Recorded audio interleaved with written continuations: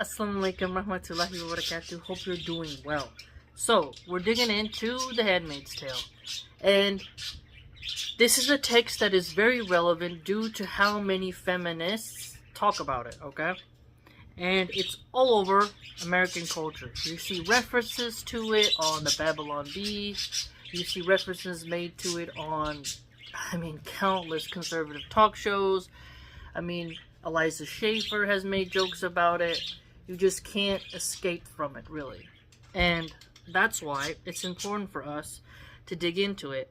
And for those of us who love Islam and are Muslims, I think it's really incumbent upon us to dissect it, because I'm pretty sure this might be mandated reading in the future from like a literature class or something like that, and it can definitely be used as a brainwashing tool if there's no narrative against it, okay? Because when you approach a text, you should have a view of both sides and multiple perspectives of what's it all about. Because if you don't have a counter narrative or a counter perspective to what's being presented, you often can get lost in the sauce. Okay? So we're in part 21, and it's fascinating, this section, because it's the birthing scene. Okay? And, birth is a very sensitive subject for women, because birth trauma, I made a video on birth trauma. If you are really suffering, it can actually make you not want to have kids again. I follow a lot of home birth videos, a lot of pregnancy accounts, mom accounts, and birth trauma is something that is very common now in our modern era. And some women's horrible experiences have made them not want to have kids. So, this scene has a very weird vibe to it, and it touches on a nerve, I'd argue. For those who have pregnancy trauma, how do you want your birth to be? Your birth plan. So many women have a birth plan. And so this is a very feminine perspective. Let's dig in. Bismillah. It's hot in here and too noisy. The women's voices rise around me. A soft chant that is still too loud for me. After the days and days of silence in the corner of the room, there is a blood-stained sheet, bundled and tossed there, from where the waters broke. I hadn't noticed it before. The room smells too. The air is close. They should open a window. The smell is of our own flesh, an organic smell, sweat and tinge of iron from the blood on the sheet. Another smell, more animal, that's coming. It must be from Janine. A smell of dens, of inhabited caves, the smell of the plaid blanket on the bed when the cat gave birth on it once before she was spayed. Smell of matrix. Breathe, breathe, we chant, as we have been taught. Hold, hold, expel, expel. We chant to the count of 5. So this chanting, you can kind of see people kind of swaying. Like, chanting is very ritualistic. And, you can think of countless horror movies where there's weird chanting. Occultists have their weird ritualistic chanting. I think chanting can get quite strange very quickly. Okay? And remember, it's a big event when a baby's born in Gilead. So everyone's here seeing the spectacle. And if you're introverted and you got all these women chanting around you, that can horrify you. But if you're an extrovert and you don't want to be isolated and you're motivated by a crowd, you may find this compelling. 5 in, hold for 5, out for 5. Janine, her eyes closed, tries to slow her breath. Aunt Elizabeth feels for the contractions. Now Janine is restless. She wants to walk. The 2 women help her off the bed. Support her on either side while she paces. A contraction hits her. She doubles over. One of the women kneels and rubs her back. So here you see there's a pressure points on your back if you're doing a natural birth. That help, and walking helps to keep labor progressing. So keep that in mind. We are all good at this. We've had lessons. I recognize Offglen, my shopping partner, sitting 2 away from me. The soft chanting envelops us like a membrane. So Offgan's the lady, because the handmaids have to walk 2 and 2, where they gotta go. You know, they're kind of spying on each other. So that's what she's talking about. A Martha arrives with a tray, a jug of fruit juice, the kind you make from powder, grape it looks like, and a stack of paper cups. She sets it on the rug in front of chanting women. Offglen, not missing a beat, pours and the paper cups pass down the line. So they got some refreshments there for everybody to enjoy, which is really great. I receive a cup, lean to the side to pass it, and the woman next to me says, low in my ear, "Are you looking for anyone?" "Moria," I say, just as low. "Dark hair, freckles." "No," the woman says, "I don't know this woman. She wasn't at the center with me, though I've seen her, shopping. But I'll watch for you." "Are you?" I say. "Alma," she says. "What's your real name?" I want to tell her there was an Alma with me at the center. I want to tell her my name, but Aunt Elizabeth raises her head, staring around the room. She must have heard the break in the chant. So the break in the chant, just highlighting how the aunts want to make sure that nobody's being crazy. No one's being sneaky. The handmaidens are not really trusted individuals. Okay? And there's a lot of pageantry and performativity in the culture of Gilead. So they can't just talk however they want, so that you understand what's going on here. So there's no more time. Sometimes you can find things out on birthdays. But she doesn't mean birthdays as we know it today. They mean actual days you give birth. They all come together. But there would be no point in asking about Luke. He wouldn't be where any of these women would be likely to see him. The chanting goes on. It begins to catch me. It's hard work, you suppose, to concentrate. "Identify with your body," said Aunt Elizabeth. Already I can feel slight pains in my belly. And Janine screams. A weak scream. Part way between a scream and a groan. So, some women say, like, I've seen, let me put it this way. It's really such a controversial topic. But some women will give natural births and they downgrade the pain. They say it's only pain. I've seen videos where women don't scream at all. But I screamed a lot. And the epidural is nice. So depending on how you look at the screaming here, it depends. Right? Really depends. You know, is it cruel not to give her an epidural? Right? They don't have this technology anymore. Women were always giving birth with this pain. You know, there's the pros and cons to both. But when I see the screaming, I just think of, ouch, give me that epidural. "She's going into transition," says Aunt Elizabeth. One of the helpers wipes Janine's forehead with a damp cloth. Janine is sweating now. Her hair is escaping in wisps from the elastic band.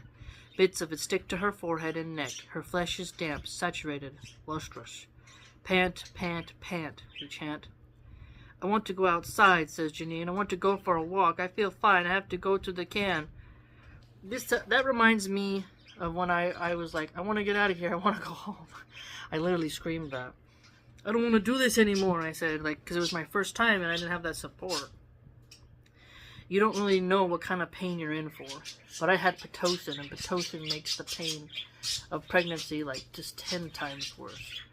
And if you haven't had that, it's hard to understand.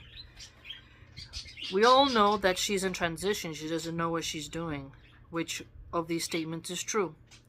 Probably the last one. Aunt Elizabeth signals to him and stands beside the portable toilet. Janine is lowered gently onto it.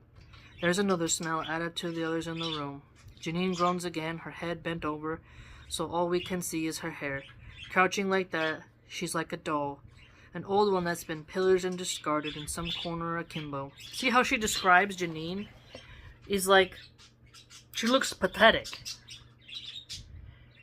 And a lot of women have this fear of not looking as glamorous when they give birth. So this, to me, touches a nerve. Because Mothers are, you're valued when you are very trim, no stretch marks, no C-section scars, your boobs are super perky, but once you have children, things begin to sag, things begin to be stretched. Like some women have a kangaroo pouch for a little while. You know, your uterus hasn't shrunk all the way down to where you're flat. You know, there's a lot going on. And you know someone's really insecure about their looks if they gotta have a full face of makeup on in such a moment like that. Or they're worried about how their hair looks. But if you're in the moment just trying to get through it and you're all natural, you don't want someone there judging you. That's why a lot of women don't want certain people in the room with them, because they're looking at them the way our main character is looking at Janine, with scorn, mockery, degrading, you know, just not empathizing at all whatsoever, really just giving her the evil eye. You know, it's really, even if it's accurate language,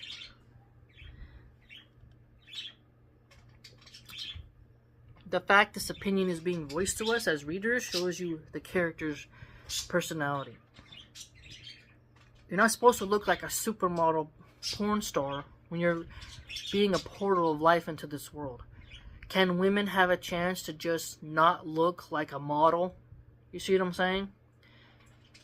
If you just had open heart surgery, people wouldn't expect you to be out and about, you know, competing in beauty pageants. When you're giving birth, you're not supposed to just look like nothing happened. Janine is up again and walking. I want to sit down, she says. How long have we been here? Minutes or hours? I'm sweating now. My dress under my arms is drenched. I taste salt on my upper lip. The false pains clench me, the others feel it too. I can tell by the way they sway. Janine is sucking on an ice cube.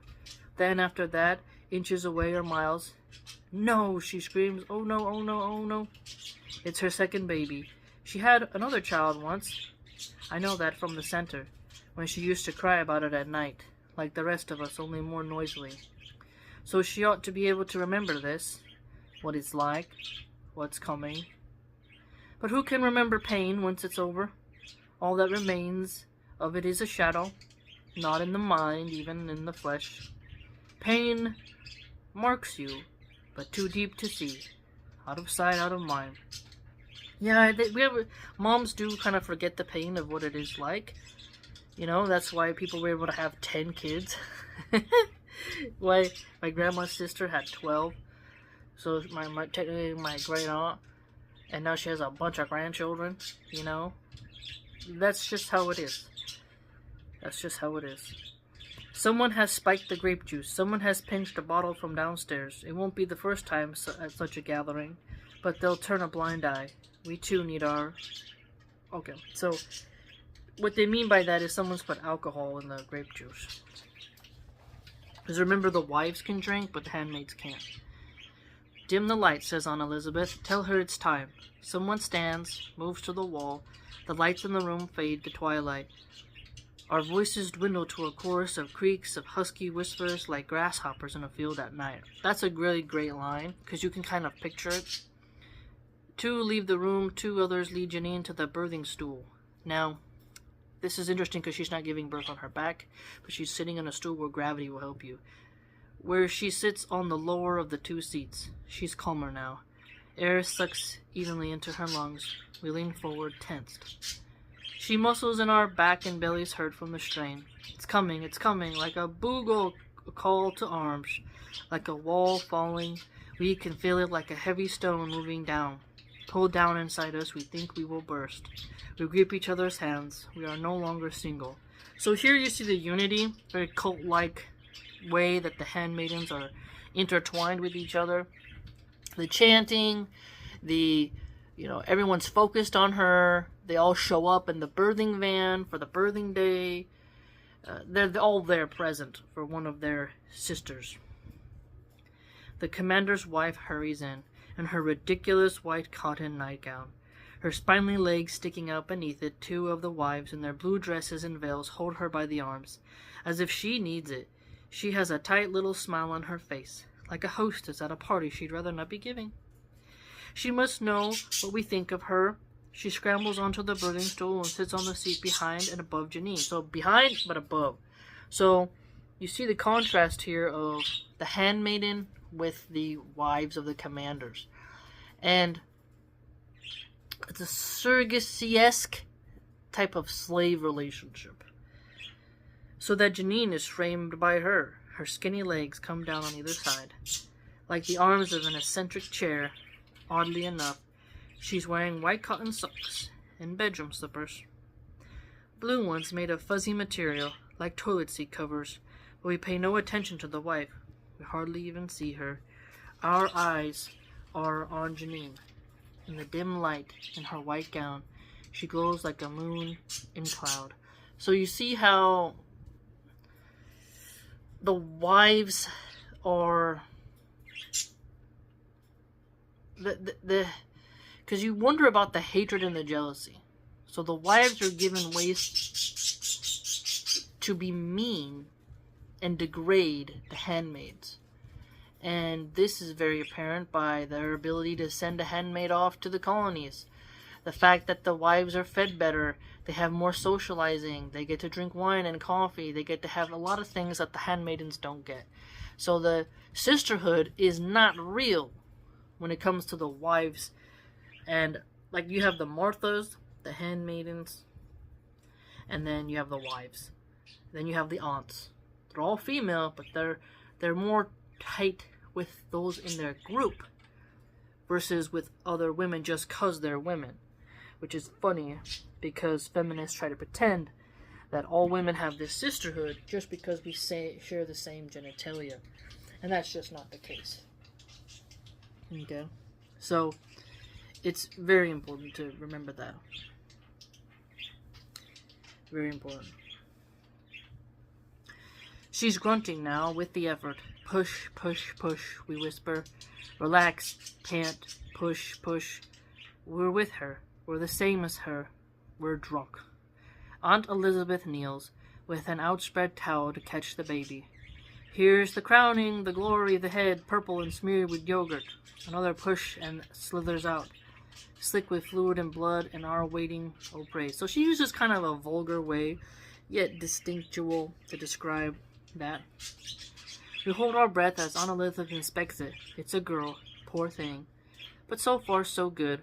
At least there's nothing wrong with it that can be seen. Hands, feet, eyes, we silently count. Everything in place.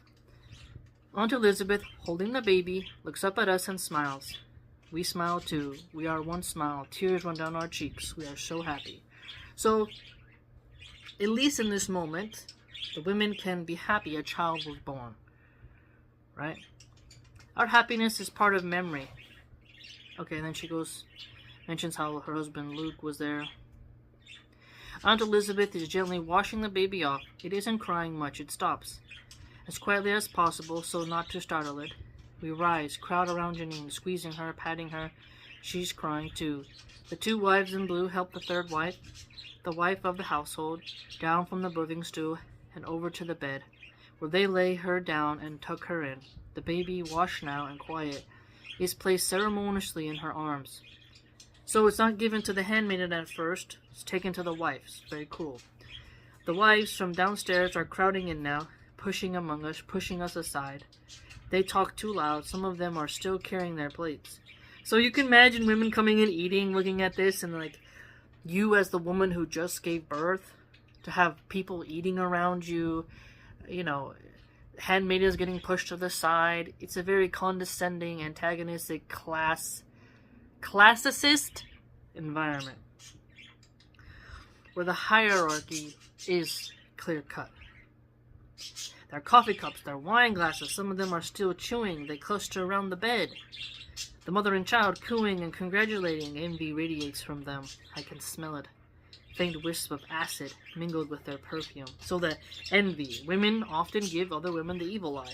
But, hey guys, let's focus on the patriarchy. Meanwhile, women straight up just being a-holes to each other. The commander's wife looks down at the baby, as if it's a bouquet of flowers. Something she's won, a tribute. The wives are here too to bear witness to the naming. It's the wives who do the naming around here. So another right that the wives have that the handmaidens don't. Because remember, the handmaidens aren't going to be able to stay with that baby forever. You know. Angela, says the commander's wife. Angela, Angela. The wives repeat, twittering. What a sweet name. Oh, she's perfect. Oh, she's wonderful. I mean, at least the baby's getting a little bit of a... you know, like... It's a big day when you're born in Gilead, right? You're just like... Everyone's showing up. We stand between Janine and the bed, so she won't have to see this. Someone gives her a drink of grape juice. I hope there's wine in it. She's still having the pains for the afterbirth. She's crying helplessly. Burnt out, miserable tears. Nevertheless, we are jubilant. It's a victory for all of us. We've done it. She'll be allowed to nurse the baby for a few months. They believe in mother's milk.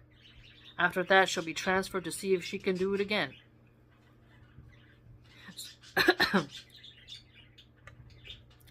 With someone else who needs a turn. So see? This is where you get the imagery of the cow in the uterus that says, you know, birthing cow. Because a dairy cow is impregnated over and over so that we can get some milk. And then the calves are not allowed to always nurse as much as they could. We turn them into veal. You know, they have other ways of raising them. But the dairy cow, once it cannot be used for milk anymore, it's going to be sent to the slaughterhouse. So, in a lot of feministic art that's related to the Handmaid tale, you will see the image of, like, women and cows being used, because the handmaidens are passed around to give birth. They are used for their wombs. They are birthing machines.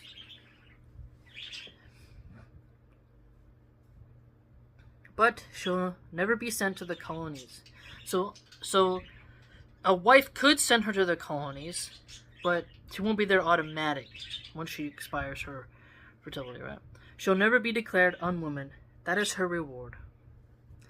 The birth mobile is waiting outside to deliver us back to our own households. The doctors are still in their van. Their faces appear at the window.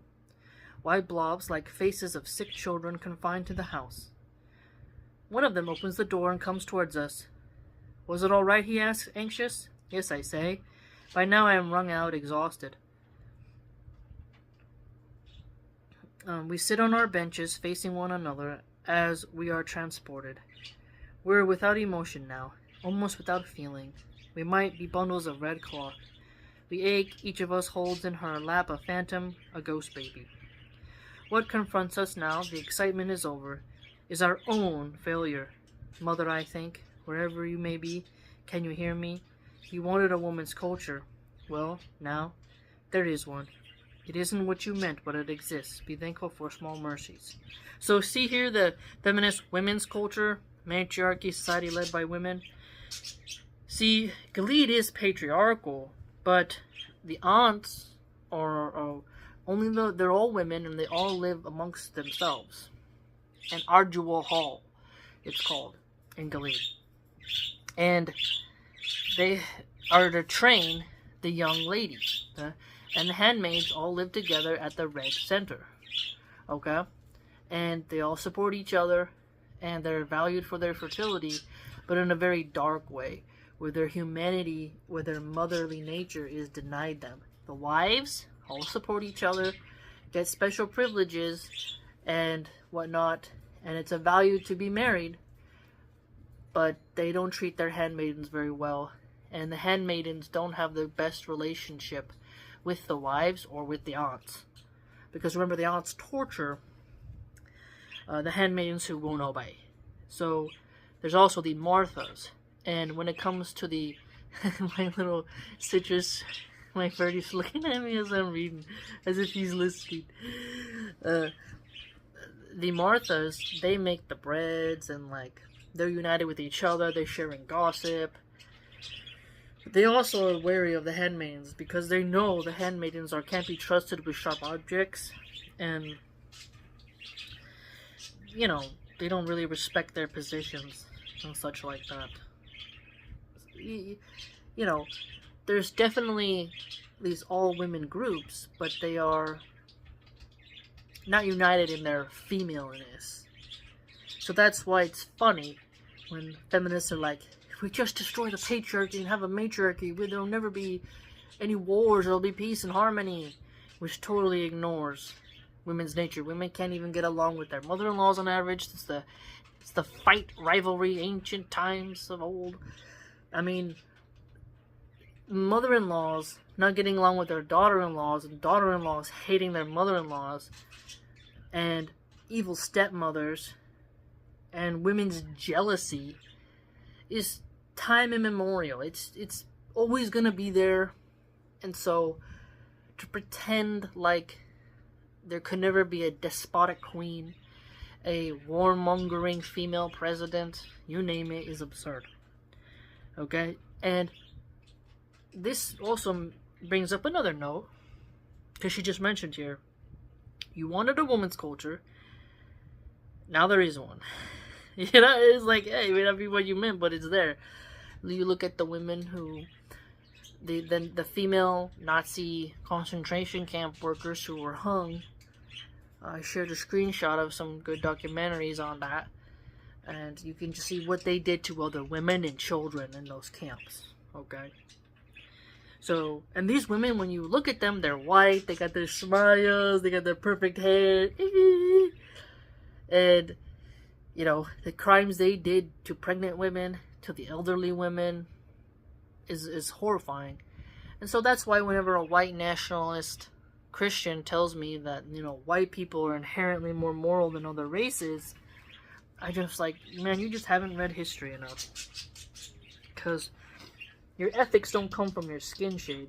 They come from your moral compass. And also, I'd argue a bit of your inherent nature. Nature versus nurture. But your skin shade does not play a role in your brain's capacity to be good or evil. You know, just like you being a woman doesn't mean you're going to make women's lives better automatically. That's my point. And here, we get that line, don't we? So, the whole birthing scene is intense. It's very descriptive. She's put in sense, visuals. You can imagine what the chanting would be like. She talks about the lighting. The aunt is there as the midwife. Okay, the role of Aunt Elizabeth, where the doctors are, the absurdity of the wives and how cruel that would be. I mean, like I said, I'd rather be a wife in Gilead than a handmaid, because I would actually get to raise the babies. You know, because wives can have kids, but some of the commanders, either the males are infertile or the female, but it's always blamed on the women in Gilead. You know, as she mentioned in the second book, how men are not really thought to be infertile. They always blame it on the women. So, I'd rather be the one who takes care of the children.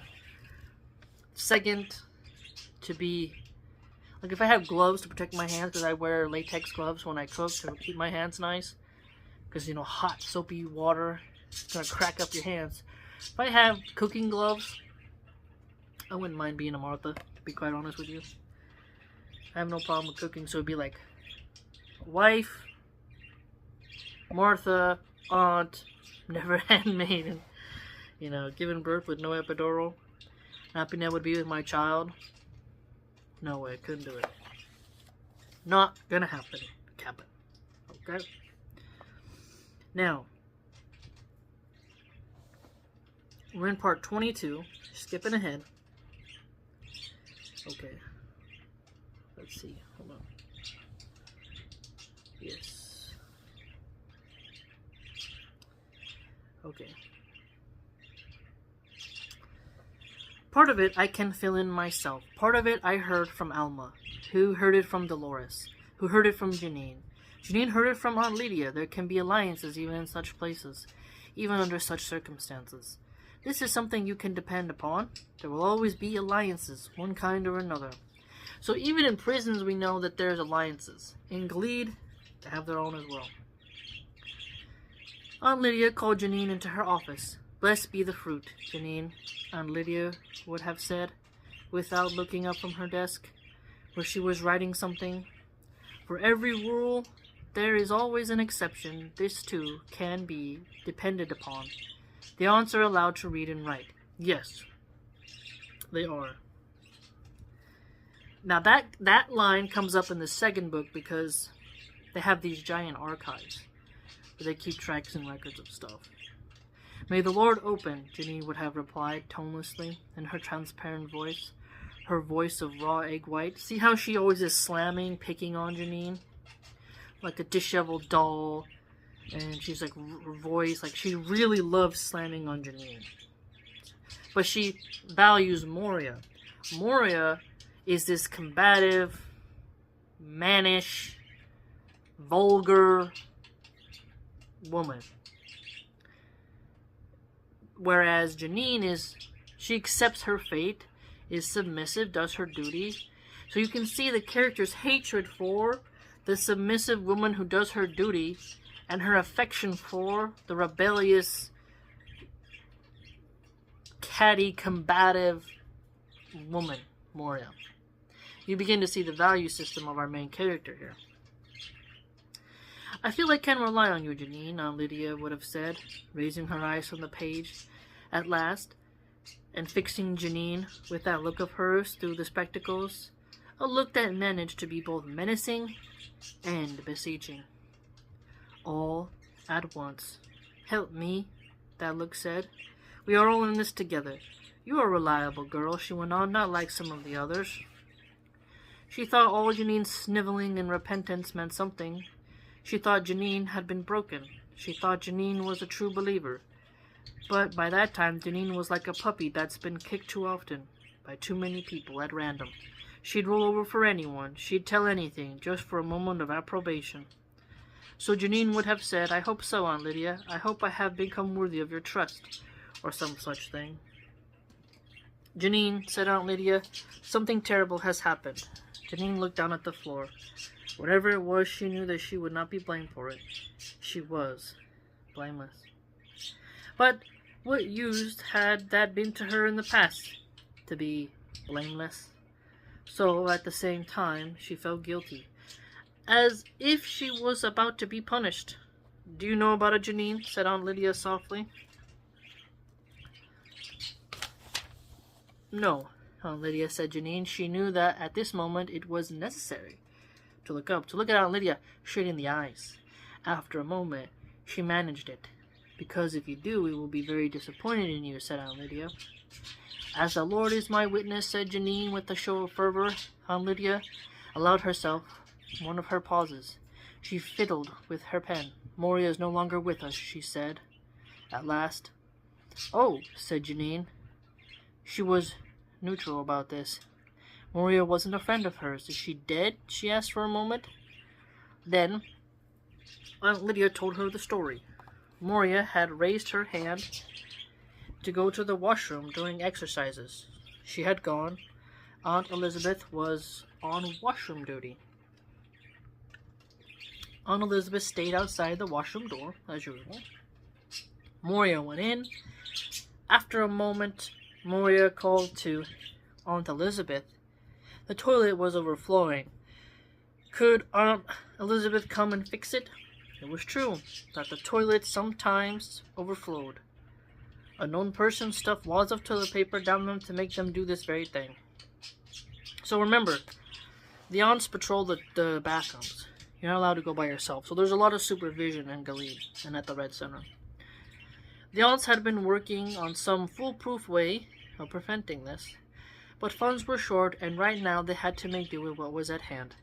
And they hadn't figured out a way of locking up the toilet paper. Possibly, they should keep it outside the door, on a table, and hand each person a sheet or several sheets as they went in. But that was for the future. It takes a while to get the wrinkles out of anything new. So, see the extremities of, like, the handmaidens look for things to cause trouble. So, imagine you're the aunt, and you're just dealing with these whiny little prats who stop flooding the toilets. So to me, the handmaidens can be quite a nuisance. Aunt Elizabeth, suspecting no harm, went into the washroom. Aunt Lydia had to admit it was a little foolish of her. On the other hand, she'd gone in to fix a toilet on several previous occasions without mishap. Moria was not lying. Water was running over the floor, and several pieces of disintegrating fecal matter. So this is disgusting. Think about when an inmate floods the bathroom. I can't imagine how nasty it must be to clean up human feces. It was not pleasant, and Aunt Elizabeth was annoyed. I would be too. Moria stood politely aside, and Aunt Elizabeth hurried into the cubicle Moria had indicated and bent over the back of the toilet.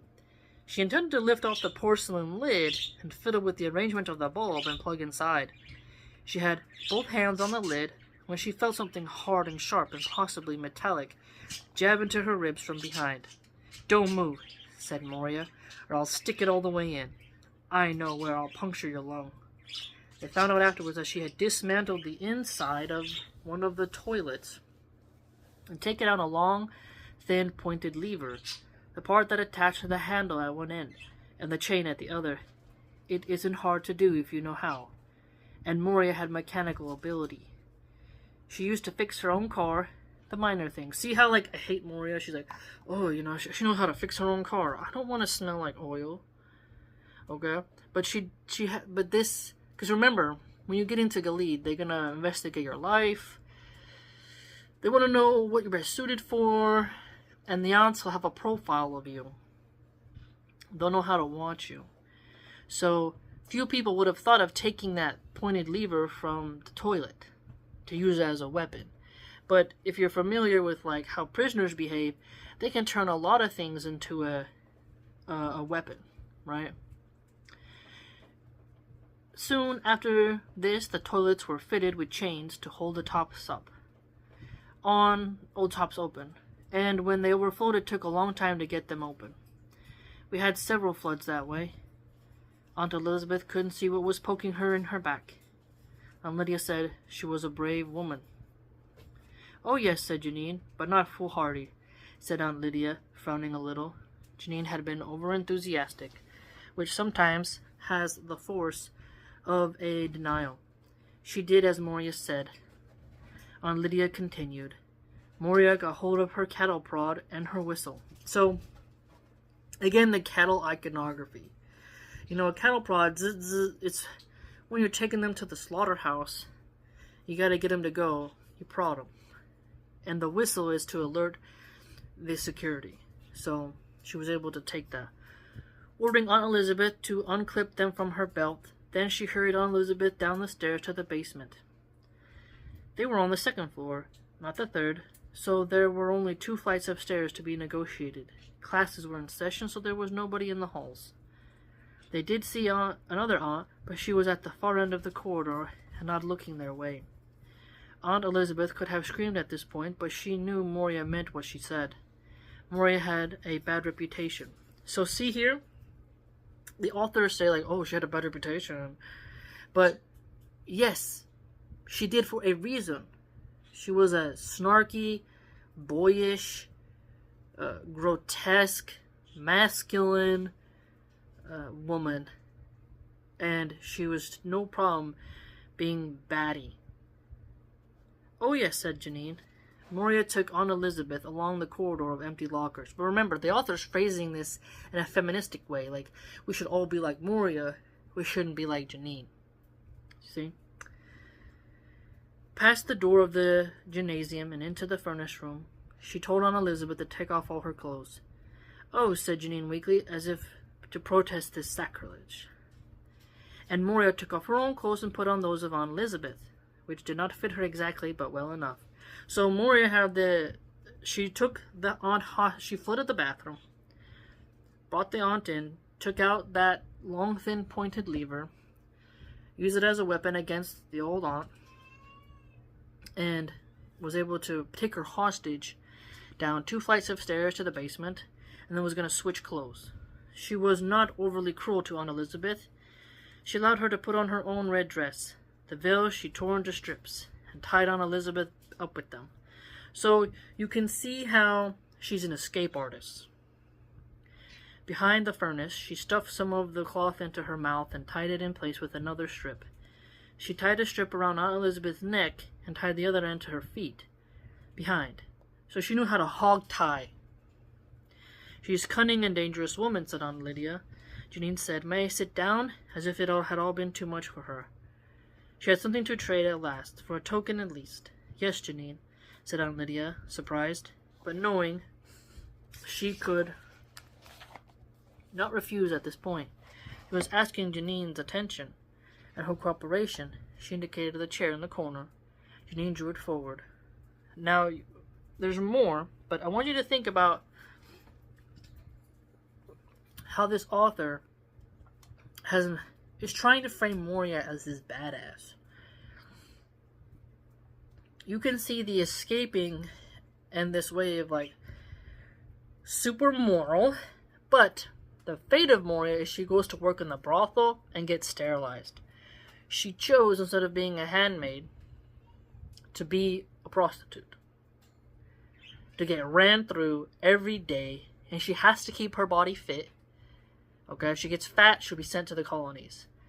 So she's not this feminist icon, really. She took the more easier way out of getting railed constantly by the different commanders.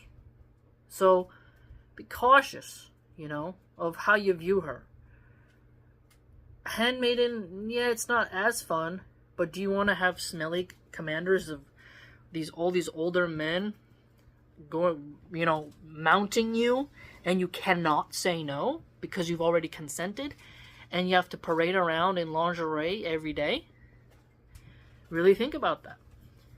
So think, what is Moria escaping into? What does she decide to go to? You see? And then, "I could kill you, said Moria, when Aunt Elizabeth was safely stowed out of sight behind the furnace. "I could injure you so badly you would never feel good in your body again. I could zap you with this, or stick this thing into your eyes. Just remember I didn't, if it ever comes to that." Aunt Lydia didn't repeat any of this part to Janine, but I expect Moria said something like it.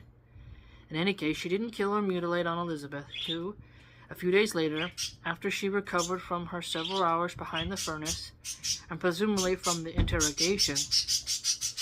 Okay, so remember, the aunts are going to be interrogated to see if they had any part in the escape.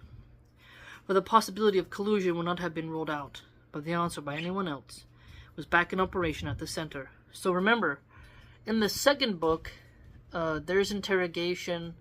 Aunt Lydia ends up working to destroy Gilead from the inside out, and she unalives herself so that she doesn't have to live through the interrogation. Okay? It's important to remember that. So it's not like the aunts can just be above suspicion. No. Moria stood up straight and looked firmly ahead. She drew her shoulders back, pulled up her spine, and compressed her lips. This was not our usual posture. Usually we walk with heads bent down and our eyes on our hands or the ground. Now here is the key point. The handmaidens to submit, to be pious, to be religious, to be vessels of, childbirth. They have a different way of comporting themselves. Okay? The aunts are more of like stiff-necked, authoritarian women, right? They have to have that firmness, like authoritative posturing. So it's different. So she's taking that on. Feminists want to be that CEO boss babe. They hate the trad wife who's graceful and an adornment and a doll for her husband. How you carry yourself as a woman plays a lot into how you are perceived. But she's camouflaging herself, which is smart, so that she doesn't get picked up as an imposter. Moria didn't look much like Aunt Elizabeth, but even with a brown wimple in face, but her stiff back posture was apparently enough to convince the angels on guard, who never looked at any of us very closely, even and perhaps, especially the aunts, because Moria marched straight out the front door, with the bearing of a person who knew where she was going, was saluted, presented Aunt Elizabeth's pass, which they didn't bother to check, because who would affront an aunt in that way, and disappeared. So she knew the loopholes. So the angels are like, come and go, come and go. They're the security guards, they're like the border checkers. You know, and the aunts are, you know, not really as heavily inspected. No one was, you know, expecting a handmaiden to do this. So there was a loophole that she was able to take advantage of. And disappeared. So she disappeared. Oh, said Janine, who can tell what she felt? Maybe she wanted to cheer. If so, she kept it well hidden. So Janine said, Aunt Lydia, here is what I want you to do. Janine opened her eyes wide and tried to look innocent and attentive. I want you to keep your ears open. Maybe one of the others was involved. Yes, Aunt Lydia, said Janine. And come and tell me about it, won't you, dear, if you hear anything?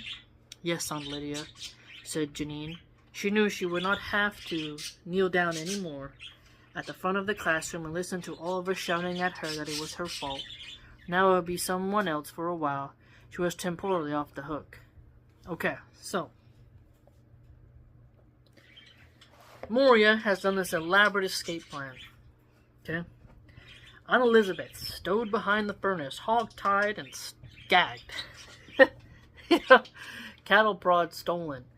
I mean, it's a daring escape because you're like, on one side, you're like, I don't want to be a handmaiden, so I can see that. But when you start to feel bad for how the handmaidens are treated, look at how they behave. They've earned their reputation for not being trustworthy, so the means to control them are put upon them. You see what I'm saying? If the handmaidens were less unruly, they wouldn't have so many restrictions. With each unruly thing one of them does, a new solution is presented in order to curtail and control their outbursts, their antics, their deception, their deceivings, their shenanigans. And so they bring it upon themselves. Okay? You give them an inch, they take a mile. That is the paradox of the handmaids. Because you're like, oh, they're so oppressed. But look at what they do. They won't obey certain orders. They won't accept their fate. And you may say, oh, well, you know, they're just resistance. They're just resisting. At a certain point, you know, she could have gone somewhere else. She could have chose a different path.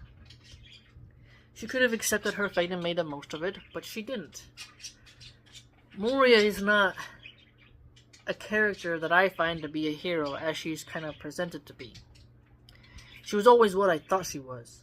Just a potty-mouthed skank with aggression issues. Okay? The main character looks at her as a hero and is daring and brash.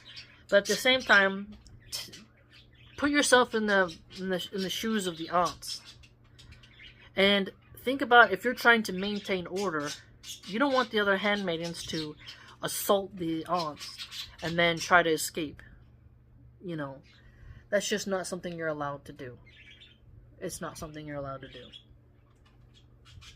I always think it's important with this book to put yourself in the different perspectives, even though we're presented with the perspective of the main character. Right? So, there's more we'll go on next time, because I'm going to make tamales today, so I'm going to go get started on that. But keep this in mind when you are wondering why some of the, you know, Marthas don't trust the handmaidens, and why the wives look down upon the handmaidens. They are consistently troublemakers. Okay? Why are the handmaidens not allowed to have just like, they're not allowed to fraternize, to have these open convos? Because they're always plotting and deceiving and scheming. You know, they're just very untrustworthy people. You know? So, keep that in mind. Please like, comment, and subscribe. If you were my handmaiden, I would give you lots of oranges. See you later.